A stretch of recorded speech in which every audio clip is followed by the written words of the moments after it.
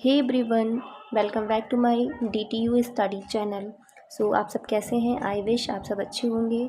And as you know we are discussing previous year question paper for EPSC CSE।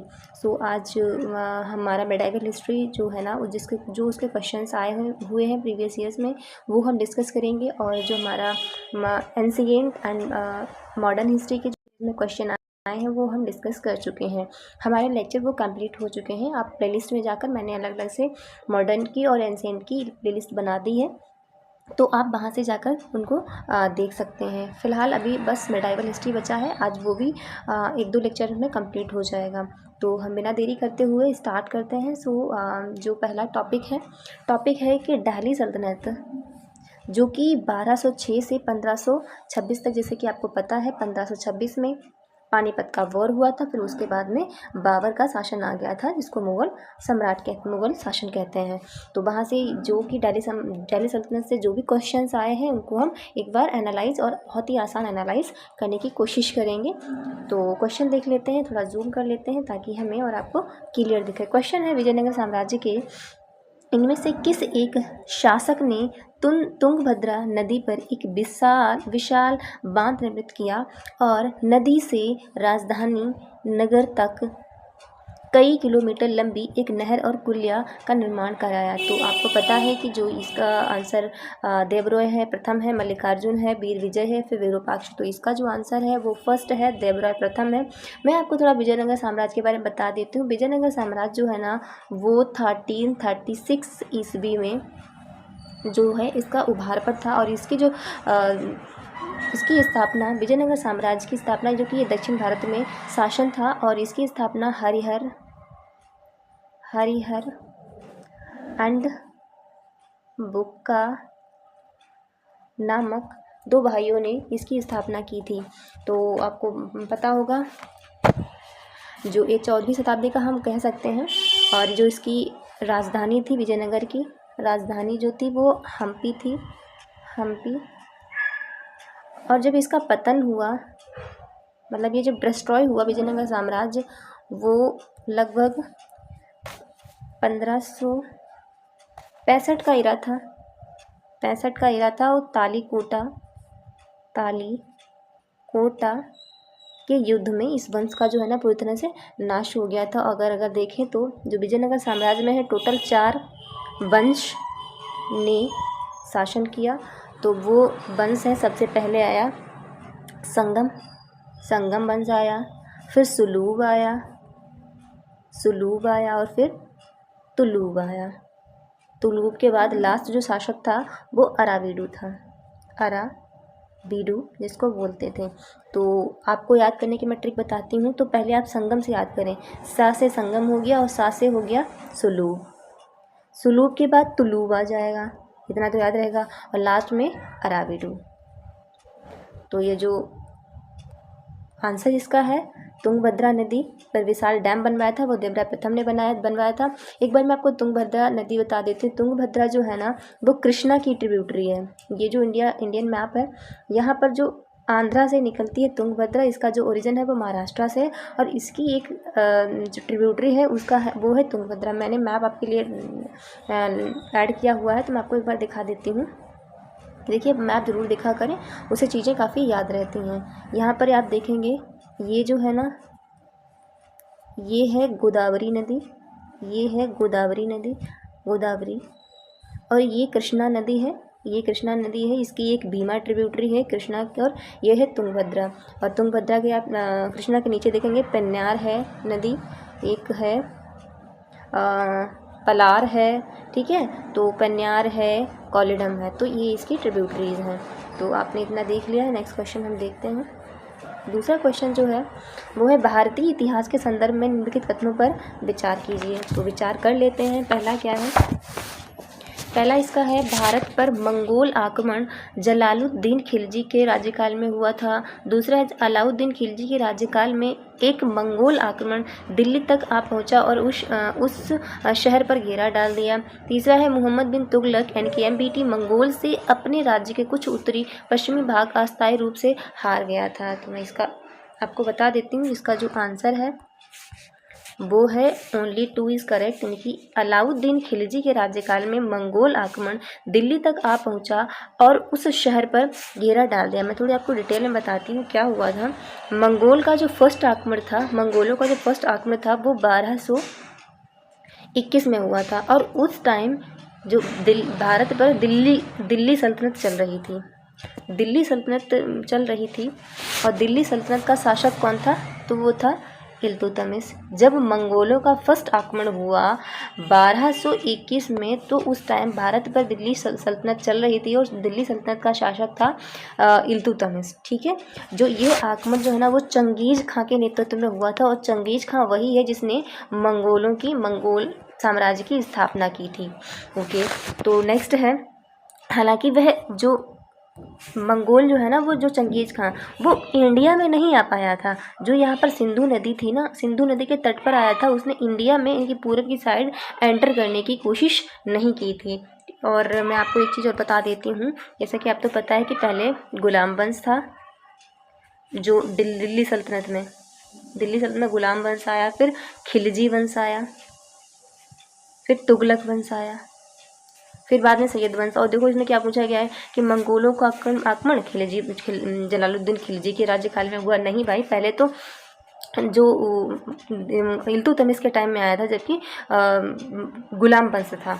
Mohammad बिन तुगलक, आप देखो पहले आया था पहले तो हुआ जो गुलाम वंश, फिर खिलजी वंश आएगा, फिर तुगलक वंश आएगा ना। तो इतना कूद के तुगलक वंश पे क्यों नहीं पहुंच गए? तुगलक वंश पे बिल्कुल नहीं आया था, ये गलत हो गया। आप थोड़ा सा जम्सन कर सकते थे। तो आंसर इसका दूसरा है। नेक्स्ट क्वेश्चन है, देखते हैं तीसरा। निम्नलिखित कथनों पर विचार कीजिए। इल्तुतमिश के शासनकाल में चंगेज़ खान भगौड़े ख्वारिज़्म युवराज की खोज में सिंधु नदी तक पहुंचा था। तो दूसरा है, मोहम्मद बिन तुगलक के शासनकाल में तैमूर ने मुल्तान पर अधिकार किया था और सिंधु नदी पार की थी। तीसरा है, विजयनगर साम्राज्य के देवराय द्वितीय के शासनकाल में वास्को द गामा केरल के तट पर पहुंचा था। तो इसका मैं आपको आंसर बता दूं, तो इसका जो आंसर है वो ए है, only first is correct here. तो देखते हैं कैसे सही है। इल्तुतमिश के शासनकाल में चंगेज़ खान भगौड़े ख्वारिज़्म युवराज की खोज में सिंधु नदी तक पहुंचा था। अभी मैंने बोला कि 1221 में फर्स्ट जो आक्रमण मंगोलों का था, जो कि मंगोल का शासक था चंगेज़ खान, वो इल्तुतमिश के समय में इसने आक्रमण किया था। तो रिपीटेड क्वेश्चन है, देखो 2022 में क्वेश्चन ऐसा पूछा और इससे पहले 2022 में क्वेश्चन इस तरह से पूछा। क्वेश्चन सेम वही है, अगर आपको थोड़ा डिटेल में पता होता तो क्लियर हो जाता। तो इसका पहला तो गलत सही हो गया इसका, क्योंकि इल्तुतमिश ही था जब मंगोलों का फर्स्ट आक्रमण हुआ। दूसरा गलत कैसे है कि मोहम्मद बिन तुगलक के शासनकाल में तैमूर ने मुल्तान पर अधिकार कर लिया। मैंने आपको फिर वही बोला है कि पहले आएगा गुलाम वंश, फिर आएगा खिलजी वंश। अगर ये खिलजी वंश की बात करते तब तो ठीक भी था, तुगलक वंश पे कैसे पहुंच जाएंगे? इतनी आगे कैसे पहुंच सकते हैं? जो कि तुगलक वंश जो है ना वो 1320 से 1414 में आया था, कि बहुत ही आगे आ चुका था। तब तक जलालुद्दीन खिलजी के टाइम में ही जो मंगोलों के बहुत सारे आक्रमण हो चुके थे। और तीसरा गलत कैसे है कि विजयनगर साम्राज्य के देवराय द्वितीय के शासनकाल में वास्को द गामा आया था। आप थोड़ा इन पे गौर करिए, देवराय द्वितीय, इन पे पीछे क्वेश्चन क्या था जो कि 2021-23 में था कि देवराय ने जो है ना वो तुंगभद्रा नदी पर एक बांध बनवाया था। तो देवराय कितने इंपॉर्टेंट है, तो इनके बारे में छोड़े ही मत, पूरी डिटेल में पढ़ें, और खासकर विजयनगर साम्राज्य के बारे में। तो मैं आपको बता दूं, जो वास्को द गामा है वो कौन नहीं जानता कि 1498 में आया था। और जो देवराय हैं, वो देवराय जो प्रथम हैं उनका शासनकाल रहा है 1406 से लेकर 1422। और जो देवराज सेकेंड उनका जो टाइम पीरियड है 1442 से लेकर 1444 तक। और वास्को द गामा तो बहुत आगे है, 1498 में आया है, तो ये भी गलत हो गया। तो इसका answer only first is correct है। नेक्स्ट हम देखते हैं फोर्थ नंबर का क्वेश्चन है, निम्नलिखित कथनों पर विचार कीजिए। कथन क्या है? दिल्ली सल्तनत के राज्य प्रशासन में राजस्व संग्रहण के प्रभारी को आमिल कहा जाता था। ये सही है। दिल्ली के सुल्तानों की इक्ता व्यवस्था एक प्राचीन और स्वदेशी संस्था थी। जी नहीं, ये ईरान और मकदूनिया साइड में होती थी। तीसरा है दिल्ली के खिलजी सुल्तानों के शासनकाल के दौरान मीर बख्शी का पद अस्तित्व में आया। देखिए मैं आपको बताऊं, जो मीर बख्शी का जो पद है वो दिल्ली सल्तनत के टाइम में नहीं आया, ये मुग़ल सम्राटों के टाइम में आया, तो ये भी गलत है। तो इसका जो आंसर होगा हम देखते हैं, only first is correct here. Next देखते हैं, भारतीय इतिहास के मध्यकाल के दौरान बंजारे क्या थे? क्या कृषक थे, योद्धा थे, बुनकर थे, व्यापारी थे? तो इसका आंसर जो है ना वो डी है, वो व्यापारी हुआ करते थे बंजारे। नेक्स्ट है क्वेश्चन, मध्यकालीन भारत के आर्थिक इतिहास के संदर्भ में अर्घट्टा शब्द क्या था? अगर आपको नहीं पता होता है और आप एग्जाम में बैठे हैं, पता है बहुत ही मेंटली प्रेशर ले रहे होते हैं, तो इस टाइप के क्वेश्चन छोड़ देनी चाहिए। फिलहाल अर्घट्टा का जो आंसर है, मतलब है, वो था भूमि की सिंचाई में प्रयुक्त होने वाला जल चक्र। तो इसका जो आंसर है वो सी इज करेक्ट है। नेक्स्ट हम देखते हैं 7th नंबर का क्वेश्चन, भारतीय इतिहास के संदर्भ में निम्नलिखित में से कौन सा सामंती व्यवस्था का आवश्यक एलिमेंट था, नहीं तत्व था? तो सामंती व्यवस्था का क्या तत्व था हम देखते हैं।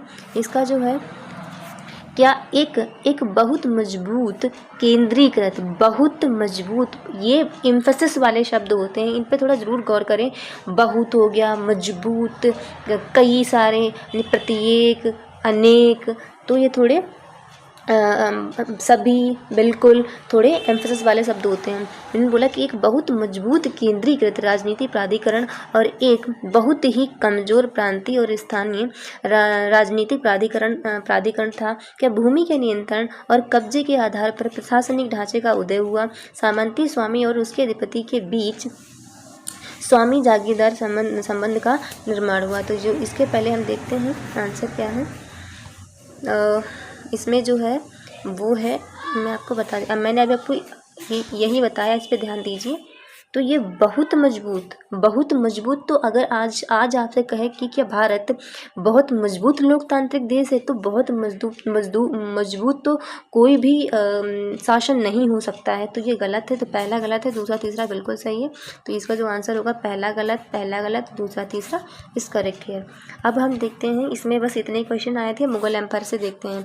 मुग़ल एम्पायर, जैसे कि आपको पता है, मुग़ल एम्पायर जो है ना वो 1526 में जब पानीपत का वॉर हुआ था, और उसके बाद में जो बाबर जीत गया था, तो 1526 से 1761 तक मुग़ल एम्पायर चला। मुग़ल एम्पायर से कौन कौन से क्वेश्चन बने हैं वो हम देख लेते हैं। तो थोड़ा जूम फिर कर लेते हैं। क्वेश्चन जो है फर्स्ट है कि किसके राज्यकाल में योग वशिष्ठ का निज़ामुद्दीन पानीपति द्वारा फारसी में अनुवाद किया गया था? क्या अकबर, क्या हुमायूं, शाहजहां या फिर जहांगीर? तो मैं इसका आंसर बता देती हूँ। इसका आंसर जो है ना वो अकबर है। और अगर आपको पता होता है तो भी दें आंसर, वरना इस क्वेश्चन के आंसर को इस क्वेश्चन को स्किप करना ही एग्जाम हॉल में ठीक होता है। नेक्स्ट है, मध्यकालीन भारत के संदर्भ में निम्नलिखित में से कौन सा आकार की दृष्टि से आरोही क्रम में अनुक्रम कीजिए? देखिए, आरोही और अवरोही क्रम में मैं तो हमेशा कंफ्यूज पहले हुआ करती थी, तो मैंने एक निमोनिक बना लिया। आरोही छोटा शब्द है और अवरोही बड़ा शब्द है। अगर अवरोही से पूछे तो मतलब जो बड़ा हो उससे स्टार्ट कर दीजिए, आरोही से जो छोटे से बड़े की तरफ चाहिए। तो देखते हैं इसमें जो इसका जो आंसर है, देखते हैं क्या मध्यकालीन भारत में आकार की दृष्टि से अवरोही क्रम देखिए। परगना सरकार सूबा, सरकार परगना सूबा, सूबा सरकार परगना, परगना सरकार सूबा सरकार। तो किस प्रकार की व्यवस्था थी? जैसे कि आज होता है स्टेट होता है, राज्य होता है, जिला होता है, फिर ग्राम पंचायतें होती हैं। ठीक उसी प्रकार मध्यकालीन भारत में भी जो क्षेत्र थे वो इस प्रकार बटे हुए थे। तो मैं आपको बता दूं, इसका जो आंसर है वो पहले सबसे छोटी इकाई परगना हुआ करती थी, फिर उससे बड़ी सूबा, फिर सबसे बड़ी सरकार, फिर सूबा। सूबा का मतलब है एक स्टेट, यानी कि एक राज्य। आज से अगर मैं कंपेयर करूं तो सूबा का मतलब होता है एक राज्य, सरकार का मतलब होता है एक जिला, और परगना का मतलब होता है ग्राम पंचायत। तो आप इसको याद कैसे करेंगे? मेरी याद करने की ट्रिक है, जो परगना से मतलब आप सोचिए बिल्कुल पास में है। पास आपके कौन होता है? तो ग्राम पंचायतें। हम ग्राम पंचायतों में बिल्कुल पास में होते हैं, तो परगना। अब उससे बड़ा हो गया सरकार। सूबा में इसे इस तरह से याद करें कि सबसे बड़ा होता है स्टेट।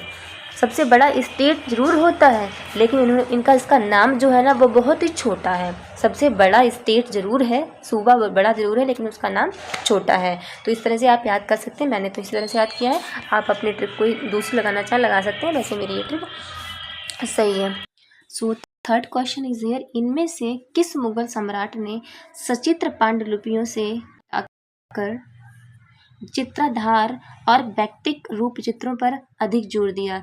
तो कौन सा ऐसा मुगल सम्राट था जो पहले पांडुलिपियों पर मतलब उनकी आर्ट बनती थी, उसके बाद में एल्बम पर या फिर कहें पेंटिंग कौन लेके आया? तो वो था जहांगीर। मैं आपको दिखा देती हूँ थोड़ा कि मैं आपको बाद में, मैंने इसमें जो चित्र है ना वो ऐड ऑन कर रखे हैं, आप देख लेना। ठीक है, अभी थोड़ा लेक्चर लंबा हो जाएगा, इसलिए आप देख लेना कि जहांगीर की ना पेंटिंग हुआ करती थी, और जो अकबर वगैरह मुगल सम्राट वगैरह थे, इन लोगों ने पांडुलिपियों पर चित्रकार किया था। नेक्स्ट क्वेश्चन है 14 नंबर का, मियाँ तानसेन के संदर्भ में निम्नलिखित में से कौन सा कथन सही नहीं है? इसको जरूर ध्यान रखें, कौन सा मतलब इनमें से गलत है, ये पूछा गया है। जब आपको ऐसे समझ ना आए तो आप सोच लिया करें कि यहाँ पर पूछा है कि कौन सा गलत है। तो पहला देखते हैं, सम्राट अकबर द्वारा इन्हें दी गई उपाधि तानसेन थी। अरे तानसेन तो उनका नाम ही था, तो उपाधि कैसे हो सकती है? अगर हम मियाँ कहते हैं कि मियाँ उपाधि थे, बिल्कुल ये गलत है, और यही पूछा गया गलत कौन सा है। तो जो मियाँ तानसेन को जो उपाधि मिली थी वो मिली थी मियाँ की, जो कि अकबर द्वारा दी गई थी। तानसेन तो उनका नाम ही था, तो पहला गलत हो गया। दूसरा देखते हैं, तानसेन ने हिंदू देवी देवताओं से संबंधित ध्रुपद की रचना की, ये बिल्कुल सही है। तानसेन ने अपनी संरक्षकों से संबंधित गानों की रचना की, ये भी बिल्कुल सही है। तानसेन ने अनेक रागों की मौलिक रचना की, ये भी बिल्कुल सही है। नेक्स्ट क्वेश्चन देखते हैं, मुगल भारत के संदर्भ में जागीरदार और जमींदार में क्या अंतर है? तो जागीरदार क्या था और जमींदार क्या था, इसका हम देखते हैं। जागीरदार के पास न्यायिक और पुलिस दायित्वों के एवज में भूमि आवंटन का अधिकार होता था, है, जबकि जमींदार के पास राजस्व अधिकार होते थे तथा उन पर राजस्व उगाही को छोड़कर अन्य कोई दायित्व पूरा करने की बाध्यता नहीं होती थी कोई। ये गलत है पूरी तरह से। जागीरदारों को भूमि का आवंटन वंशानुगत होता था और जमींदारों के राजस्व अधिकार का वंशानुगत नहीं होता था, ये बिल्कुल ऑपोजिट लिखा है। यहाँ पर जो जागीरदार थे ना, जागीरदारों को भूमि आवंटन वंशानुगत नहीं होती थी, और जमींदारों को जो राजस्व अधिकार जो है ना वो जमीन जो है ना वंशानुगत दी जाती थी। मैं आपको कुछ क्लियर कर देती हूँ। कुछ चीज़ें होती हैं, एक होता है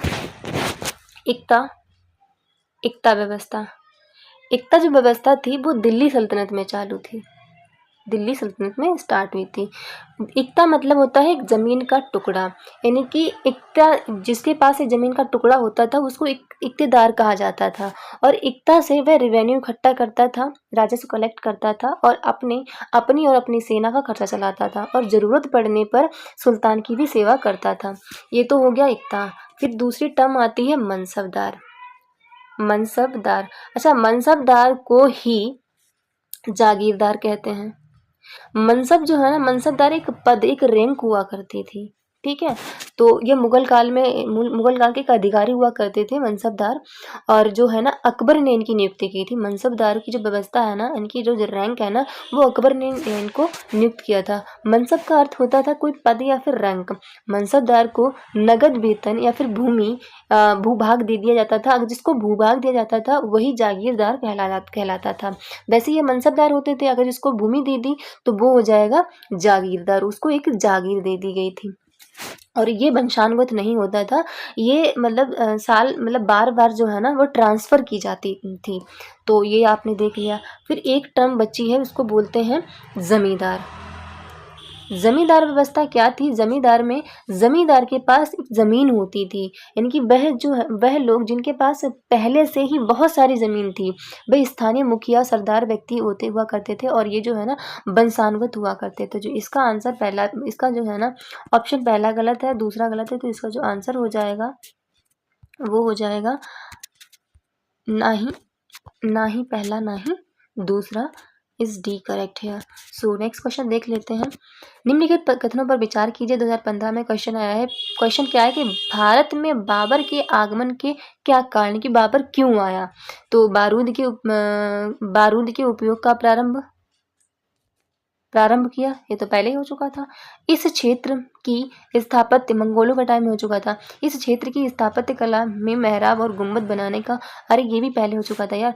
तैमूर राजवंश की स्थापना, बिल्कुल ये सही है। डी का 6 का जो है ना वो तीसरा सही है, इन्होंने तैमूर वंश की स्थापना की मुगल सम्राट ने। नेक्स्ट क्वेश्चन हम देखते हैं 7th नंबर का। फतेहपुर सीकरी में इबादत खाना था। तो इबादत खाना क्या था जो कि फतेहपुर सीकरी में बना हुआ है? क्या शाही परिवार के उपयोग के लिए मस्जिद थी? जी नहीं। अकबर का निजी प्रार्थना कक्ष था? जी नहीं। वह हॉल जिसमें अकबर ने विभिन्न धर्मों के विद्वानों के साथ चर्चा की, ये बिल्कुल सही है। वह कमरा जिसमें विभिन्न धर्मों के सम्भ्रात धार्मिक मामलों पर चर्चा करने के लिए एकत्रित होते थे। एक मिनट, वह हॉल जिसमें अकबर ने विभिन्न धर्मों के विद्वानों के साथ चर्चा की, वह कमरा जिसमें विभिन्न धर्मों के सम्भ्रात धार्मिक मामलों, अरे नहीं यार, सी सही है। मैं आपको उसकी कहानी बताती हूँ। क्या हुआ, जो अकबर थे ना वो शेख सलीम चिश्ती से काफ़ी प्रभावित थे। और शेख सलीम चिश्ती से प्रभावित इसलिए थे क्योंकि वो मतलब उन्होंने इनको आशीर्वाद दिया था कि ये पुत्र प्राप्ति होगी और युद्ध में आप जीतेंगे, और बिल्कुल ऐसा ही उनके साथ हुआ। तो फिर इन्होंने उनके धर्म से काफ़ी प्रभावित हुए, तो उन्होंने अकबर ने अलग अलग धर्मों को समझने के लिए एक इबादत खाना बनवाया था। इबादत जो खाना था वो 1575 में बनवाया था। और ये जो है ना, जैसे धर्मनिरपेक्षता ये कहेंगे कि ये मुगल शासन में ये पहला ऐसा था जो धर्मनिरपेक्ष का मतलब एक पहला प्रयास था, और इसे दीन ए इलाही भी कहा जाता था। तो फतेहपुर सीकरी इबादत खाना जो है ना फतेहपुर सीकरी में है, और अकबर ने बनवाया था, और विभिन्न धर्मों के विद्वानों से चर्चा करने के लिए बनवाया था कितने में? 1575 में। तो ये है आज के हमारे क्वेश्चन। एंड आप देख सकते हैं मैंने थोड़ी पेंटिंग्स रखी हैं, ये सारी जो है ना वो अकबर द्वारा बनवाए गए हैं। और जो जहांगीर था वो कुछ इस तरह की पेंटिंग्स बनवाते थे। ये जहांगीर हैं और उनकी बेगम है। तो thank you guys, thank you.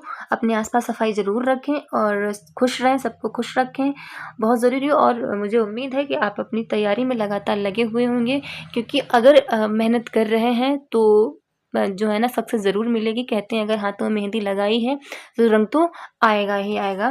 Thank you guys.